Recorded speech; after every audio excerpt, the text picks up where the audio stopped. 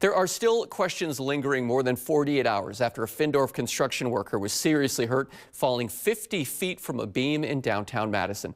WMTV's Cameron Kelly joins us now in studio. And Cameron, what's the latest from Findorff officials? Mark, just before 3 p.m., Findorff said operations were paused and they're working closely with local authorities. I went to the site around 11 a.m. and saw workers in Findorff shirts drilling, moving equipment, and using different machinery. Tonight, I spoke with a UW-Madison expert about construction safety.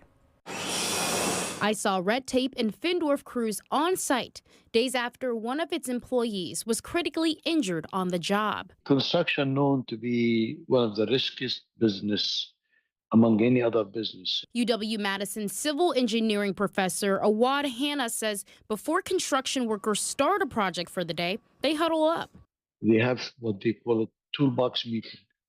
The foreman of the crew explain to the worker what kind of safety precaution that need to be taken using particular tool or working from elevation or things like that. A crane dropped an almost 30,000-pound beam at the downtown Madison construction site. The beam fell around 50 feet through sub-levels of construction, according to Madison Fire. Hannah says the next step is getting the union business leader and Occupational Safety and Health Administration involved. When an accident happens immediately, whether injury, minor injury, or severe injury, they have to fill what we call OSHA form.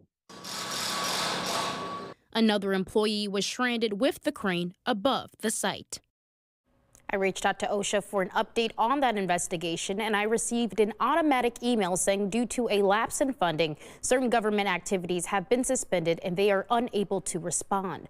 As for the man injured, Madison Fire told us that the worker faced significant injuries. Findorff said the man is in stable condition. Live in studio, Cameron Kelly, WMTV 15 News. All right, Cameron, thank you. Findorff says they're working closely with safety officials to determine the cause of the incident.